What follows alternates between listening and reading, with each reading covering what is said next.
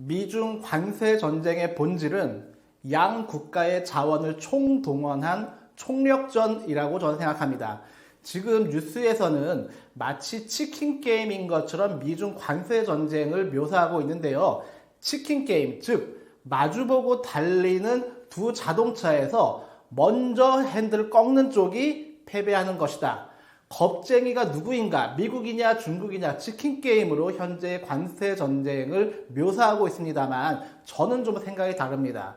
제가 보는 견지는 중국과 미국, 미국과 중국 양 국가의 모든 자원을 총동원한 총력 전쟁이라고 저는 생각을 합니다. 이게 그렇게 무슨 말인지 오늘 함께 이야기 나누겠습니다.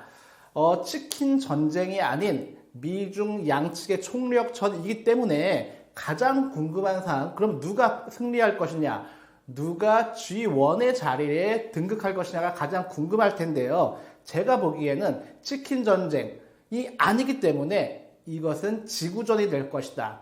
매우 장기간이 될 수도 있고요. 협상이 없다면 말입니다. 아니면 소모전이 될 수도 있다. 그래서 결과적으로는 먼저 자원 총력전에서 패배하는 쪽, 무너지는 쪽이 패배하게 될 것이다. 그것이 어느 쪽인지는 저와 함께 이야기 나누겠습니다. 아마 이런 내용 거의 처음 들으실 텐데 제가 두 가지 말씀을 드리면서 왜 이러한 설명을 드리는지 말씀드려보겠습니다. 첫 번째는요, 좀 낯선 인물입니다. 클라우제비츠라고 하는 서양의 전략가 이름을 한 명 기억해 주시면 감사하겠습니다. 우리 동양은 흔히 전쟁하며 떠올리는 것이 손자병법이죠. 동양의 손자병법은 주로 병법의 중심을 두고서 기술되었다면 서양은 주로 클라우제비츠라고 하는 과거 한 1700에서 1800년대를 거스르면서 프로이센 왕국의 전략가가 바로 클라우제비츠였다고 합니다. 이 양반이 쓰었던 전쟁론이라고 하는 책이 서양에서는 우리의 손자병법만큼이나 매우 중요시 여기고 있는데요. 클라우제비츠를 통해서 지금 미중 관세 전쟁을 한번 들여다보고자 합니다. 손자병법과 달리 클라우제비츠는 전쟁이란 무엇인가에 대해서 전쟁 그 단독의 어떠한 것이 아닌 정치적 목적을 실현하는 폭력적 수단의 하나가 바로 전쟁이다라고 전쟁을 총괄적으로 먼저 정의합니다. 그러고 나서 전쟁에서 승리하기 위한 몇 가지 그런 그 제안들을 하고 있는데 여기서 제가 가장 주목하는 것은 바로 전쟁이란 해당 국가의 모든 국력을 결집하는 총력전이라고 하는 의미입니다. 실제로 클라우제비츠가 총력전이 앞으로 전쟁을 좌우할 것이다 라고 예견한 이후에 실제로 수많은 전쟁이 그렇게 되었습니다. 가장 우리가 눈여겨보아야 할 것은 바로 두 번째인데요. 바로 러시아와 우크라이나 전쟁입니다. 이제는 너무 좀 많이 알려진 사실이기도 한데 우리가 뉴스에서 보았던 우크라이나 전쟁이라고 하는 것은 러시아와 우크라이나 두 나라의 전쟁이 아니었습니다. 한쪽은 러시아, 반대쪽은 미국과 유럽이 총동원된 서방 진영과 러시아와 진영과 진영 간의 총력 전쟁이었습니다.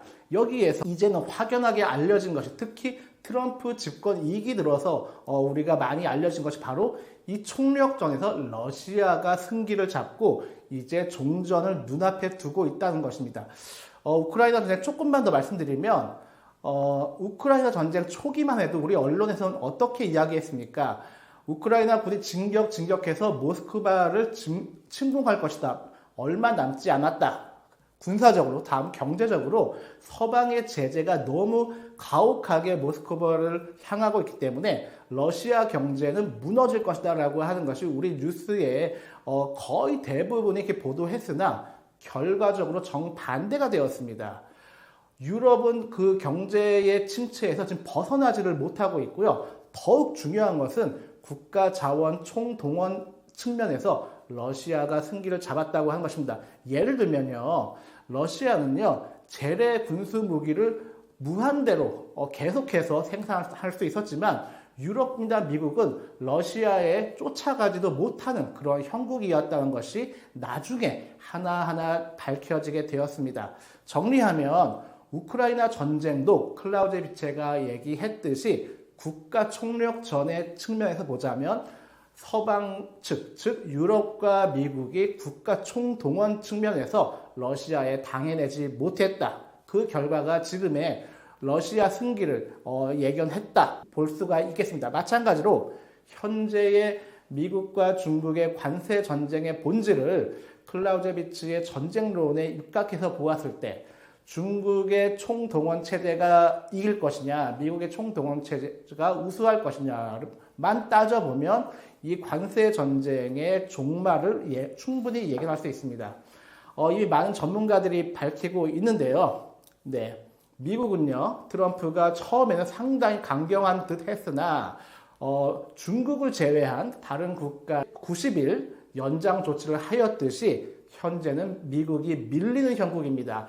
원인은 국채를 포함한 다양한 원인이 나오고 있는데 더 들여다보면 중국은 이미 그 히토류부터 시작해서 밸류체인이라고 하죠. 생산 체계가 모두가 완비가 되어 있었고 특히 제조업 강국 중국은 이 전쟁이 소모전과 지구전이 장기화된다 하여도 중국 대륙 안에서 그것이 감당 가능했다. 하지만 미국은 제조업이 극히 취약한 나라가 바로 미국이었기 때문에 이 소모전이 장기화되었을 때에는 우크라이나 전쟁처럼 버티기 매우 곤란한 지경에 빠질 것이다.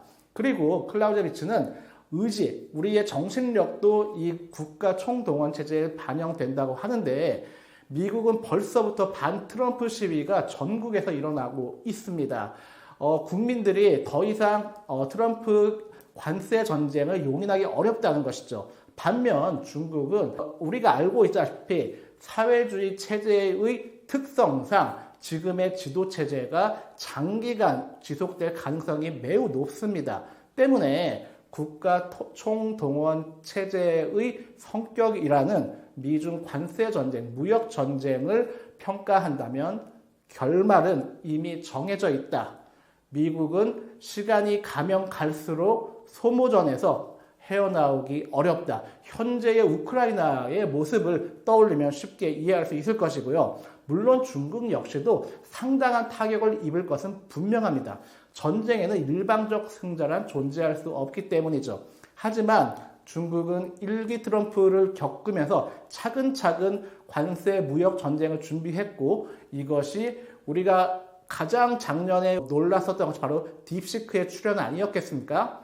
미국이 바이든 행정부에 그렇게 촘촘하게 경제 제재를 가했음에도 딥시크와 같은 그러한 첨단 기술을 중국은 독보적으로, 독자적으로 해낼 수 있었다는 점을 보았을 때 중국은 이 전쟁에서 일정 부분의 타격은 분명히 있겠으나 결과적으로는 지구전과 소모전에서 중국이 훨씬 유리하다.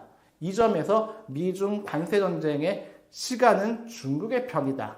그 결말은 사실상 예견되어 있다. 이렇게 말씀드리고 싶습니다. 오늘 방송 여기서 마치겠습니다. 감사합니다.